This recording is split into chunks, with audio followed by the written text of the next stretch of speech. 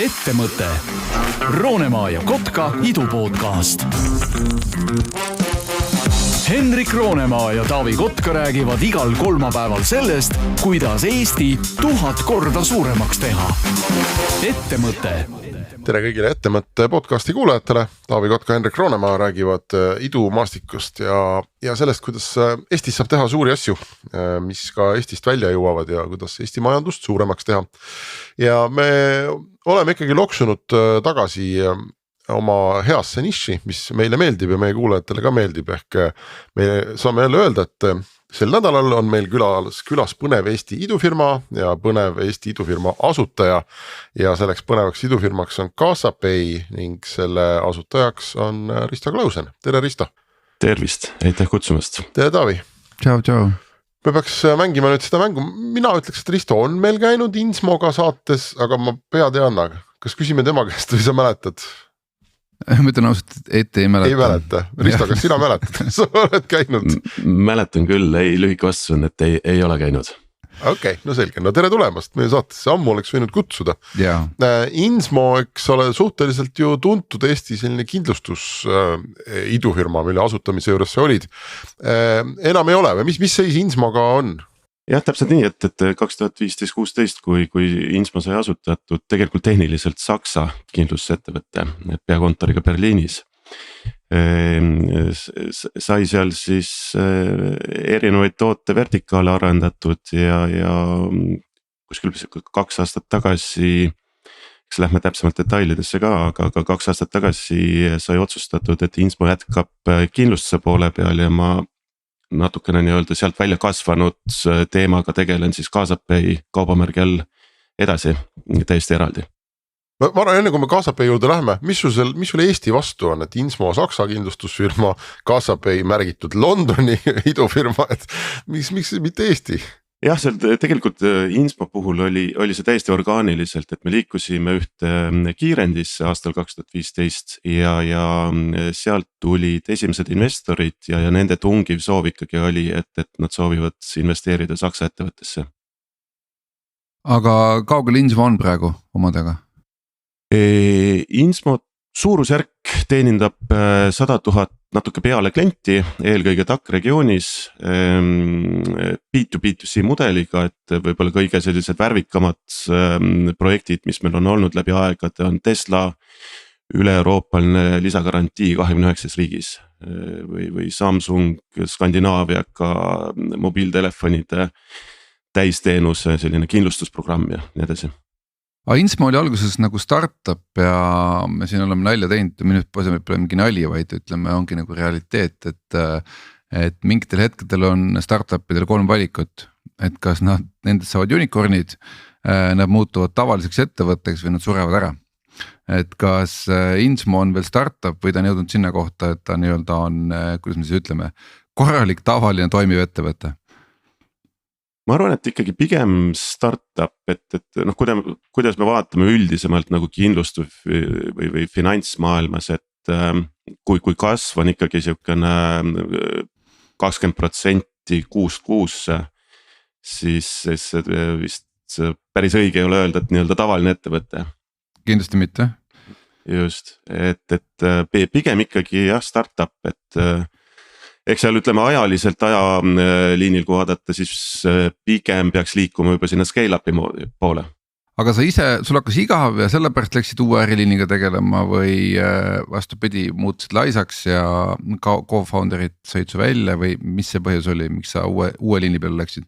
Jah, see tegelikult on selles mõttes tagasi vaadates päris nagu selline huvitav orgaaniline asjade käik, et 2016, kui Berliini sai kolitud, siis üürnikuna nii-öelda tekkis kohe esimene selline moment siis, kui üürileandja küsis 6500 eurot deposiiti.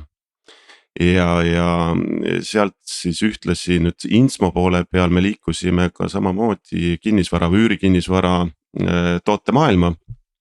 Ja me nägime tegelikult, et läbi kindlustuse sellisel kujul me seda nii-öelda põhimure ei suuda lahendada. Ja siis oligi nii-öelda küsimus, et kas me nii-öelda tõmbame fookused konkreetselt ühele domeenile ehk üürikinnisvarale või jätkame ikkagi nii-öelda horisontaalse pakkujana automaailmas, elektroonikamaailmas ja sinna veel lisaks kinnisvaramaailmas. Okei, me nüüd oleme siin poole varbaga juba selles teemas sees on ju, et katsuks aru saada, mis pagana asjaga see Kassapay tegeleb. Meil on üürnike ja üürimisega seotud tuntud idufirma Rendin Eestis. Ja nemad tegelevad sellega, et kui mina tahan korterit üürida või ma tahan ka korterit üürile anda, et nad asuvad sinna vahele ja kogu selle tagatisraha ja selle teema nii-öelda garanteerivad ise omanikul. Omanik ei pea tagatisraha küsima, üürnik maksab seal mingi 10 € kuus rohkem, eks ole, kõik on õnnelikud. Kui midagi juhtub, Rendin maksab välja ja teeb vahepeal üürnikule taustakontrolli ja ühesõnaga lahendab seda probleemi. Millega Kassapay tegeleb? Seal on teatavad sarnasused, aga ka see põhiväärtuspakkumine tegelikult, nagu sa väga tabavalt ütlesid, teevad väljamakse, et küsimus on, et kas me teeme need väljamaksed nii-öelda reaktiivselt või proaktiivselt, ehk tavaliselt kuidas kindlustusmaailm töötab, on see, et juhtub mingisugune õnnetus või kahju, menetletakse kahju, tehakse siis väljamakse kahju saajale. Meie keerasime selle nii-öelda ärimudeli tagurpidi, ehk üürleandja saab iga kuu esimesel kuupäeval üürimakse igal juhul kätte, olenemata kas üürnik on maksnud või ei ole. Okei, et mitte siis sa ei tegele tagantjärele mingisuguse jama lahendamisega, vaid et sina maksadki mul, kui ma olen korteri omanik, siis põhimõtteliselt üüri maksad sina mulle või hästi lihtsustatud, täpselt nii ongi, just. Ja sina siis, kui üürnik osutub, et ta parasjagu ei saa maksta või ei taha, siis sina tegeled temaga edasi. Just. Okei, aga see pool, et kui ta mul diivani ära lõhub ja vannitoa üle ujutab ja midagi muud sellist. Varakahjud on täpselt, ütleme siin Mandri-Euroopa raames ja Eestis siis on IF Eestiga vastav siis kindlustuskate, et nii varakahjud siis üürniku poolelt kui ka üürniku lemmikloomade poolt tekitatud. Teeme selle businessi korra ikkagi natuke paremini selgeks, et okei, kui keegi on seal vahel, garanteerib selle makse, siis ta tahab tõenäoliselt ka mingit normaalset krõbinat saada, et me oleme siin näinud, see ei ole küll täpselt see, aga ütleme platvormi analoog, et siin Uber, Bolt võtavad 20-25% vahelt, eks, et mis on tegelikult sellele nii-öelda teenuse pakkujale endale ikkagi päris korralik litakas, et annad 5% ära või isegi 4% tihti seal Uberi puhul. Et palju sina vahelt võtad? Just, et võib-olla jah Uberile või sõidujagamismaailmale veel parem nii-öelda näide kõrvale on Airbnb, mis teeb täpselt samasugust asja siis üüri kinnisvara maailmas küll lühiüüri näol. Et meie suurusjärgud on kordades väiksemad, madalamad, et me räägime kuskil 3,5%, mis siis katab ära selle garanteeritud rahavoo kui ka kindlustuse poole. Aga seda 3,5 maksab sulle kes, kas korteri omanik või üürnik? Just, et siin on nüüd turgude erisus, et Inglismaal meie nii-öelda põhiturg või koduturg, seal on tavapärane, et see on jagatud. Et täpselt samamoodi nagu Airbnb's mõlemad osapooled tegelikult maksavad, et see ei ole embal. Mõlemad maksavad 3,5 või nad teevad selle 3,5 pooleks? 3,5 pooleks. Okei, no siin on optimeerimisruumi. Just, et 1,5 maksab üürileandja ja sealt natuke peale maksab siis 2 alla maksab siis üürnik. Okei, no selles mõttes, kui praegu teha kiire arvutus peast, võtan mingi näiteks 1000-eurone üürileping, siis ei olegi nagu väga kallis, et siuke ütleme niimoodi, et YouTube'i premiumi hind, ütleme, et maksta teile sinna vahele. Just. Okei, väga hea, nüüd saime ärist aru, aga lähme edasi siit, et kõlab nagu mul on mõte business, et miks me oleks üldse sebima mingi üürnikuga, et ongi vastik seda taga ajada ja peale käia ja nii edasi, et see on äärmiselt ebamugav teenus, et teil peaks olema rakett praegu kihutama laeva poole, et kõik, kes üürile pakuvad midagi, peaks tegema seda läbi teie. Ma mõtlen pikaajalist. Sisuliselt see sinna poole liigub, et nüüd jälle ajajoonel vaadata, et Kassapay kontseptsiooni test ainult 2-3 kliendiga oli siis alustasime jaanuaris. Hästi väikesel skaalal kogu kontseptsioon tegelikult katab ära hästi palju väikeseid komponente ja nüüd augustis tulime nii-öelda avalikult turule ja nüüd lähebki püstionis loodis ülesse poole. Et julgelt üle 35% kuusse kasvu. kuidas sa seda asja müüd, seal teed kindlustusportaalides või kohe nendes üürielamisportaalides teed veebireklaami, kirjutad artikleid või põhimõtteliselt helistad korteriomanike läbi, et kuidas sellise asja müümine käib? Põhimõtteliselt kõiki seda, mis sa just mainisid, et siin on hästi oluline võib-olla ennem kui üldse nagu kanalites süvitsi minna, et kes on see klient ja Eesti turg võrreldes Kesk-Euroopa turuga on täiesti erinev, et lihtsalt suurusjärkudest aru saada, Berliini kõige suuremal üürileandjal on 550,000 üüriühikut. 550,000 kogu korterit? Tallinn, just. Jah, üks pakkuja. Ja kas ta on nende omanik või ta on mingi platvorm, kes siis omakorda haldab inimeste või erinevate väiksemate tegijate pindu? Sisuliselt on tegu siis investeerimisfondiga, võib-olla meie maailmas Eestis kõige lähem on Keften. Ja kui sa nemad kliendiks saad, siis põhimõtteliselt sul on ette firma tehtud, rohkem ei olegi kaasapeil midagi vaja. Just, aga ka Taavi küsimuse juurde tagasi tulles ja teine pool siis on eraisikust üürileandjad ja näiteks Saksamaal või UK's, Inglismaal on neid suurusjärk 3 miljonit. Ja nüüd on küsimus, et mis segmendi peale me siis keskendume, täna me oleme võtnud aluseks, et meie ideaalne kliendiprofiil on üürile pakkuja kuskil 50 kuni 100 ühikuga ehk ettevõtted. Me teenindame ka eraisikust üürileandjaid, aga ka nende ettevõtetega eelkõige ikkagi käib läbi müügi, klassikalise müügi, seda tüüpi äri. Okei, aga mõtlengi, et väga hea, et nüüd see on müügiga paika, et aga midagi mulle ikkagi kripeldama selle eelmise jutu juures, et see kõlab nagu niivõrd loogiline see, mis te teete, et ma tean küll, et ma olen siin saates 1000 korda teinud, et aga või küsinud, aga miks keegi varem seda pole ära teinud, et mis on siiamaani olnud see nii-öelda, kas siis tehnoloogiline puudujääk või ütleme mingi analoogse näite, et ma ei tea, tõuks ei saanud varem panna tänavatele, sellepärast et tõuksid varastati ära, et kui tekkis go-möödul ja tekkisid jälgimisseadmed ja akud ja nii edasi, on ju, et siis tekkis alles selline nagu täiuslik lahendus, mis pani tõuksid tänavale, eks, et kas sinu äris ka oli midagi, mis nüüd lõpuks lahenes ära ja tänu sellele on see nüüd võimalik sellisel skaalal, nagu sa praegu teed seda? Ma arvan, et jah, see skaala komponent on nagu äärmiselt oluline, et hästi lihtsustatuna, et võtame näiteks Hispaania keskmise üürileandja, kus ta peab tegema võib-olla nädalas 50 taustakontrolli. Ja me ei räägi hispaanlasest, vaid me räägime brasiilasest või eestlasest, kes seljakotiga maandub seal maha ja tahab saada üürikorterit järgmiseks 12 kuuks. Et kuidas saada sellest riskist üldse aru? Mis on tõenäosus, et esimene üür laekub, aga teine ei laeku. Ja läbi tehnoloogia, eelkõige nüüd tänapäeval ütleme open banking ja suures mahus andmetöötlus AI abil on võimaldanud selle skaleeritavuse, kus taustakontrolli tehakse sisuliselt juba reaalajas.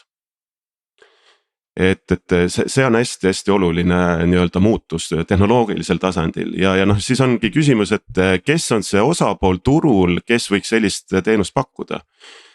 On see kindlustusselts? Suure tõenäosusega mitte, et on see mõni horisontaalne makselahendus, ma ei tea, Stripe näiteks, suure tõenäosusega mitte. Et see peab tulema täitsa nagu puhtalt lehelt konkreetselt sellele domeenile või turusegmendile disainitud lahendus. Aga miks mitte kindlustusselts? Mul kõlab see 100% kindlustusseltsi nagu core business, et hinnata riske ja aru saada, et kes see tüüp on, keda sa kindlustad. Teoreetiliselt see võiks niimoodi olla, reaalsuses nüüd 8 aastat selles maailmas toimetanud. Nad ei ole veel jõudnud, planeerimiskoosolekud kestavad alles 8 aastat. Täpselt, täpselt. aga räägi sellest taustakontrolli protsessist, eks. Et ma arvan, et kui see nii-öelda sinu või ma ei tea siis kindlustuse riske hinnata, et see on selline võtmekoht, eks ole, ma arvan, et lõpuks, et palju sa siis pead välja maksma nende kadunud telekate eest. Kuidas sa teed seda ja mis see tehnoloogia seal taga on, et kui mina nüüd tulen sinu platvormile, tahan korterit üürida, eks ole, mida sa minu kohta leiad, mida ma ise pean esitama, kuidas see maailm üldse täna on, sest meil Eestis, ma ei tea, kuidas mujal Euroopas on, aga Eestis ju seda USA sellist krediidiskoori süsteemi minu teada avalikult või päris sellisel kujul ikkagi ei ole olemas. Eestis tõesti ei ole, et võib-olla siin ongi jällegi see selline nii-öelda vana maailma võrdlus Eestiga, et Eestis ei ole välja kujunenud mingisugust konkreetset formaati, kuidas teha üürniku taustakontrolli. Et kes lihtsalt guugeldab, kes vaatab võib-olla maksejärjeregistrit ja ega enam-vähem sellega asi piirdub, eriti kui on tegus välismaalasega. Mujal maailmas üldiselt on need täna päris karmid sellised nii-öelda ettekirjutused, mida üldse keskmine üürileandja su käest nõuab, kui sa välismaalasena tahad saada ta korterit. Alates tööandja soovituskirjast, eelmise üürileandja soovituskirjast, panga väljavõtte, tööleping, nii edasi. Mul oli 7 dokumenti, mis ma pidin esitama koos CV-ga. Et see on hästi siukene raske kompleksne protsess mõlemale osapoolele. Ja kõik käib paberi peal. Üks väike täpsustus veel, et sa ütlesid, et üürileandja ei taha teha neid tohutut taustakontrolle, aga ma saan ikkagi aru, et ta kokkuvõttes seda tšekkama, et kas see on nüüd okei vend või ei ole, et seda tšekkamist ta tuleb tegema sinna sinu juurde, et ta põhimõtteliselt selle kliendi on ikkagi ise leidnud endale ülesse. Või ta leiab korteri või see sama, kes tahab üürile võtta, leiab korteri ka teie kaudu? Ei, korterit meie kaudu ei leia, et meie pakume sisuliselt lahenduse ja meie ei ütle, kust kaudu see üürnik tuleb. Et see võib tulla kuulutuste portaalist, see võib tulla nende enda portfellist, varasem üürnik. Seal nii-öelda kanaleid on palju, aga ka ütleme, see Kaasapay nii-öelda unikaalsus ongi see, et meie saame sellest kliendi riskist aru oluliselt paremini kui üürileandja või kindlustusselts ja lihtne näide üle Open Banki, kui me saame teha väga detailse rahavoo analüüsi. Aga ma sisuliselt siis pean andma teile ligipääsu oma pangakontodele, kui ma tahan korterit üürida või kui palju sa minu käest küsid, olgu ma eestlane või brasiilane, et mida ma sulle esitama pean, et ma arvan, et minu pabereid sa tõenäoliselt ei taha näha või mingid paberipatakaid. Just paberit ei taha näha, et esmakordsel Kaasapay nii-öelda üürnikul eelkõige käib siis riski hindamine läbi rahavoo. Et palju on sissetulek, palju on väljaminek, palju sealt läheb tänasele üürile või kodulaenule ja seal on veel teatavad sellised nii-öelda mustrid, mida me jälgime. Ega seda sa teed siis nii-öelda käsitsi, et ma lihtsalt annan sulle ligipääsu oma pangakontodele ja siis sa lähed vaatad seal väljavõtet või on sul mingi inimene, kes scrollib ja vaatab, et mida ma kulutan või kuidas see protsess täpsemalt käib? Siin nüüd tagasi tulles selle sama Taavi küsimuse juurde, et mis oli see tehnoloogiline nii-öelda puudujääk võib-olla, et Euroopas eelkõige UK-s või Inglismaal on Open Banking täna ikkagi nii-öelda lõpptarbija jaoks juba täiesti igapäevane teenus. Ja Open Banking pakub võimaluse läbi digitaalse 3 klikiga anda lugemisõigus välisele osapoolele. Ja see on hästi oluline muutus, isegi mitte tehnoloogiliselt, vaid inimesed on harjunud tänaseks seda teenust kasutama. See on naljakas muide, ma ikka puutun kokku oma teise töö tõttu erinevate välisdelegatsioonidega ja nii eriti Britistanist või Saksamaalt, eks. Ja sa oled kaks minutit oled rääkinud, juba sa näed, kuidas publik hakkab nihelema ja muutub kuidagi ebamugavaks, kuuleb seda Eesti lugu või Eesti juttu, et miks me asju teeme ühtepidi või teistpidi, on ju. Ja siis jälle järsku keegi nagu pahvatab ja ütleb, et how about privacy, ühesõnaga läheb täiesti endast välja. Ja siis sama Open Bankingu näide, et küsid vastu, et aga nagu teil ju on veel hullemad nii-öelda ühesõnaga avamised on ju ja absoluutselt ei selle koha pealt, kui isegi ei kõstsa seal on ju, et iseenesest on täpselt samasugune lahendus, et sa annad inimesele vaba voli otsustada, mida ta oma andmetega teeb on ju ja kui sa oled väga nagu selle pärast mures, ära anna. Kui sa tahad seda kasutada, et see teeb sulle elu mugavamaks või annab sulle mingil teenusel ligipääsu, kasuta, eks on ju, aga anna võimalus inimesele on ju ja seda me ka siin Eestis oleme teinud, et selles mõttes on, ütleme niimoodi, et ikkagi Lääne-Euroopas paistab, et jää hakkab sulama on ju, et aga Saksamaal vist päris nii kaugel veel ei olda, et see on ikkagi rohkem britide teema. Ja kindlasti Inglismaa on Open Bankinguga nii-öelda oma arengu nii-öelda astmelt või tasemelt eest ära, aga ka tegelikult kui korra nagu suuremalt seda pilti vaadata, siis see sama privaatsuse teema ju tegelikult on ka paberkandjal panga väljavõttega, see on, ma ütleks, oluliselt hullem et kui ma annan selle paki oma panga väljavõttega, siis kuhu see läheb, mitte keegi ei tea. Risto, seda ei maksa mulle rääkida ja üldse eestlastele ei räägi seda, meie saame seda väga hästi aru, et paberil on kõik hullem, aga ütleme ausalt, et ma olen väga, ma vist ei olegi näinud Lääne-Euroopast üht delegatsiooni, kes sellest aru saaks. Et see on nagu nii peas kinni, et seda ei ole võimalik kangutada üht. No ma võin ise Hispaania näite puhul öelda, et üürikorterit otsides ja üldse asjad lähevad käest ära, eks ole, mida sa pead esitama ja kuidas ennast tõestama. Aga väga lihtsad asjad, no autoteeninduse broneerimine, püha jumal, kui palju andmeid küsitakse sellest, ma tahan õli vahetada. Kõik kodused aadressid, isikukoodid, telefoninumbrid, eks ole, kõik asjad, mis nüüd üldse pähe tuleb, kõik tõmmatakse ära. Ja iga kord, kui lähed uude nagu teise esindusse, sest eelmises ei olnud parasjagu aega, siis hakkab see protsess otsast peale. Täitsa uskumatu, et ma arvan, et see nii-öelda läänemaailm elab ikkagi mingisuguses roosas ettekujutuses oma privaatsusest, mida tegelikult ei ole. Okei, aga lähme tagasi sinna startupi juurde nüüd on ju, et Risto, sul lähevad numbrid püstlood ülesse iga startupi unistuseks, teistpidi ka iga juba ennast tõestanud founderi õudusunenägu on ju, et ma pean korraga kasvama ja laienema ja värbama ja kasvama ja müüma ja jälle värbama ja ühesõnaga siis tuleb mingi ops ja mingid protsessid ja ühesõnaga täielik gamma ja eks on ju, et kus kaugel te praegu olete selles mõttes, et räägi mulle, kuidas sa selles maailmas üldse hetkel toimetad ja kes su selja taga on, kes su sponsor on ja nii edasi? See lahendus läks välja siis jaanuaris, toona me olime väike tiim, 4 inimest, tänaseks on paar liiget juurde tulnud, ühtlasi kaasasime siis esimese rahastusringi üle lahe Soome või Helsingi taustaga Icebreaker, VC tuli siis investoriks. Ja ühtlasi nende endine tegevjuht liitus hilise founderina, kes vastutabki siis operatsioonide eest.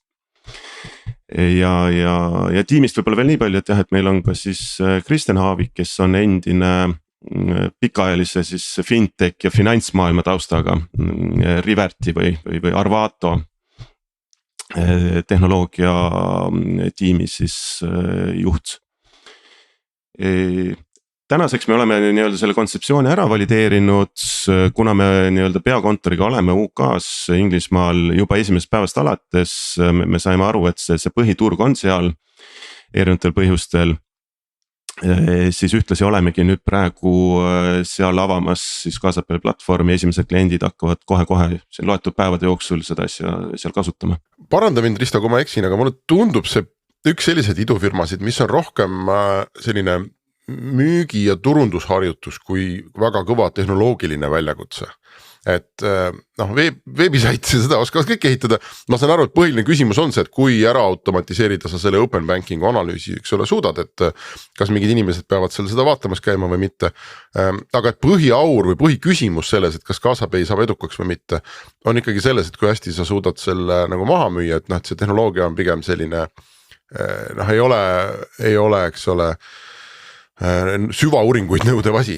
Jah, teataval määral küll, et see tehnoloogia võimaldab suurel skaalal seda tüüpi nii-öelda mudelit üldse siis kasutada, et seal on teatav ütleme tehnoloogiline unikaalsus ja eelkõige just see, et kuidas me teeme tõesti suurel skaalal 100 000 taustakontrolle reaalajas.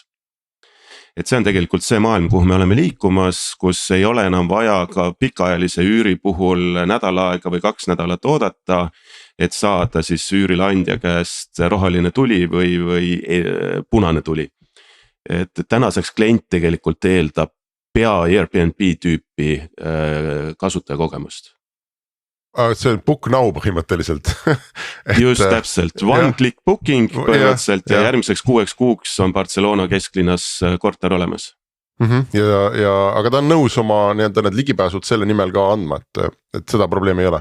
Just ja sest nad täna teevad seda igal juhul ja siin võib-olla ütleme muust maailmast kõige ligilähedasem lahendus on nii-öelda BNPL. Osta kohe, maksa hiljem, kus tegelikult inimene teeb täpselt samasuguse või hästi sarnase taustakontrolli, isegi tihti peale niimoodi, et ta päris täpselt ei saa aru. Et meie lähme muidugi sügavamale, kuna riskid on suuremad, aga ka Kesk-Euroopas BNPL on väga laialdaselt kasutatav.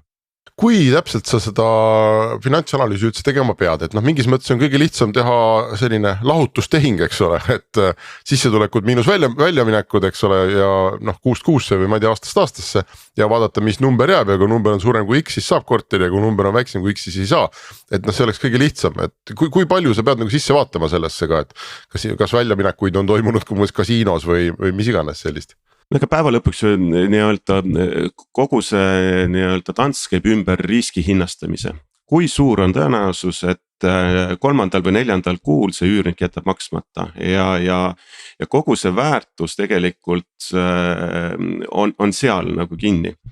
Et hästi lihtsustatuna muidugi võiks teha lihtsalt vaadata, palju on sissetulek, palju on väljaminek ja selle pealt siis riskile mingi hind panna, näiteks 2% maksab üürnik sellest siis preemiumi.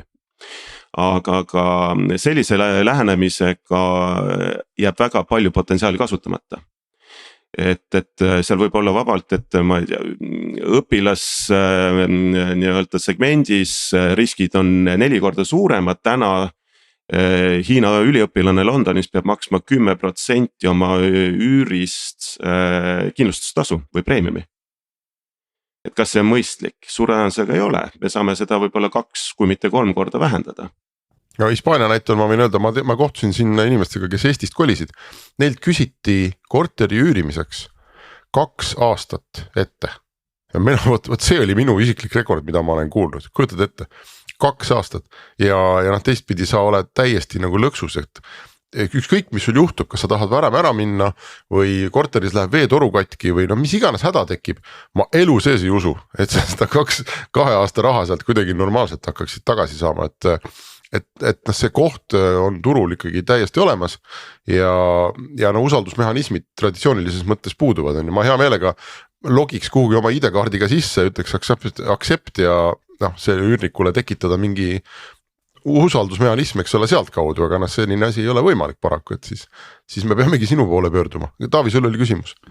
Ma mõtlesin rahast hakata rääkima, et sellist kiiret kasvu sa pead ikkagi finantseerima, et kuidas te seda plaanite teha, et kas teete nii-öelda vana rasva pealt oma vahenditest või on ikkagi juba nagu kosilased ukse taga? No Icebreaker andis raha, selle ta saab aga mõtlengi, et lisaks sellele veel järgmised raundid Järgmine raund on tules hästi lihtsustatuna öeldes ja igapäevaselt oleme investoritega, eelkõige siis fintech, insurtech investoritega Londonis läbi rääkimas. Okei, aga mõtlengi, et sina praegu hakkad tegema, sa tulid alles tootega välja, et oma nagu peas sul tegelikult ju nii-öelda market fit on olemas, on ju. Ehk siis sa tegelikult hakkad tegema kasvuraundi, ehk siis juba aad, on ju. Seedi, et Icebreaker tuli pre-seedis, kus oli meil piltlikult öeldes nii-öelda kontseptsioon, nüüd me oleme kontseptsiooni ära nii-öelda esmatasandil nii-öelda valideerinud, et nüüd me liigume ikkagi seedi, kus me tahame näidata sellist noh, ütleme tuhandetes ikkagi lepingute mahtu. Aga miks seda seediks kutsud, sest sul on ikkagi olemas ju market fit? No ütleme sellisel kujul see, et Eestis see asi töötab ja liigub püstloodis, esimene küsimus tavaliselt on see, et kas te teete samasugust asja suurel skaalal kahega nüüd Hispaanias, Portugalis, Londonis või Inglismaal. Et sinna on veel ikkagi suhteliselt pikk tee, aga ma olen selles mõttes nõus, et me saime kiirendatud korras, me leidsime sellise esmase product market fit'i küll, jah. Aga mõtlegi, et mis nüüd, ma ei tea, ala Rendinis saab, et Rendin on auto või on temal ka ikkagi turu peal mingi vajadus veel olemas? Küll ja veel, et me ütleme Eesti turg ühtpidi jah on kindlasti väikene, et noh, kui ma ei tea, selle sama Vonoviaga võrrelda, siis kogu Eesti üüriturg on 1/10 nende portfellist, et niipidi vaadates on nagu turg pisik ja teistpidi nad on väga head tööd teinud aastaid, turgu oluliselt õpetanud, kuidas üldse üüriturgu on võimalik digitaliseerida. Et selles suhtes ma ei näe siin nagu probleeme, et küll me ära mahume ja meie põhifookus on pigem selle Inglismaa ja seal pool, et saame sõbralikult hakkama. Okei, aga veel konkurentsi, et Eesti Eestiks, aga UK-s, Portugalis, Hispaanias, et kui palju teil sellist stardikiirenduse nii-öelda, see on kokkuvõttes ju nii-öelda landgrabi või maamängu teema, eks, et kes kõige rohkem suurema tüki kätte saab, et ja nagu Hendrik õigesti ütles, et iseenesest on praegu ju ta ei olegi nagu niivõrd nagu tehnoloogiline eelis, vaid pigem see, et oled selle välja mõelnud, eks, et kauaks teile seda edu jätkub? Kinnisvaraturg üleüldiselt on nii fragmenteerunud, et see Hendriku näide 2 aastat üüri ette maksta, see on väga hea ja ilmekas näide, et seda tüüpi lahendusi, ütleme, mida KSP näiteks täna teeb, sisuliselt sealpool maailmas ei ole üldse olemas. Sealne lahendus on hästi-hästi lihtsustatuna on laenukontor. Inimesed võtavad lihtsalt aasta üürisumma osas laenu ja maksavad siis üürileandjale, et sisse kolida, et ka Eestis on üks scale-up ettevõtte Lissaboni kontoriga, kes rahastab seda tüüpi töötajate sisse kolimist. Et see näitab nagu seda probleemi nagu suurust ja teiselt poolt ka seda fragmenteeritust, et Inglismaa mured ja Portugali mured on erinevad. Risto, nii palju kui ma olen ise kogenud ja nii palju kui ma olen rääkinud oma sõpradega, kes elavad maailmas linnades nagu Berliin, Zürich, London, et see kinnisvaraturg, ütleme korteri ja elupinna üürimise turg on väga haige igal pool. Need lood, mida ma kuulen, kuidas inimesed korterit üürivad. Üks sõber Zürichis võttis ennast mitmeks kuuks töölt lahti sisuliselt ja käis lihtsalt mööda intervjuusid, tehakse ju intervjuu üürniku kandidaadiga ja see oli tema töö mitu kuud ja ta ise uuris üürine andja tausta, et siis vastavalt oma jutupunktid ette valmistada ja katsuda leida mingit ühisosa, eks ole. Ja neid näiteid on lõpmatuseni, eks ole, kus inimesed ei saa pinda, sest lihtsalt nõudlus on nii suur, ma arvan üleilmalise sellise linnastumise trendi tõttu ja ehitada ei jõuta, et kas see, ma saan aru, et see sinu lahendus, eks ole, mind kui korteri üürijat aitab küll, ma ei pea 2 aastat ette maksma või 6 kuud ette maksma. Aga kas suures pildis, kui turg on nii haige ja korteri omanikul on neid kandidaate jalaga segada ja ta võib nõuda 6 kuud ette või 12 kuud ette ja teha mida iganes ta tahab, tal on ikka 300 inimest järjekorras. Kas tegelikult keegi vitsib toru tõsta selle sinu jutu peale, et neil ei ole ju otseselt nagu mingit muret, et üürile võtja ise rabeleb, ise jookseb. Absoluutselt, selles mõttes on Eesti turg versus ütleme globaalne turg täiesti erineva dünaamikaga täna, et Eestis on ikkagi täna üürniku turg.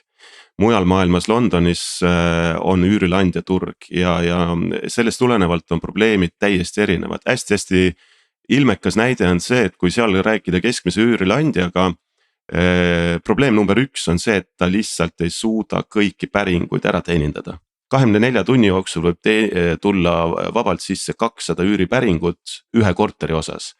Kui sul on 10 korterit või 50 korterit pidevalt turul, siis tuleb tuhandeid või 10 000, eks ole, jah? Täpselt ja sealt tekivad uuesti nii-öelda järgmise taseme probleemid, näiteks UK-s sa saad trahvi üürileandjana, kui sa ei suuda ära näidata takkajärgi, mille pealt sa tegid üürniku valiku. Kas mingi diskrimineerimise teema tuleb seal või? Täpselt.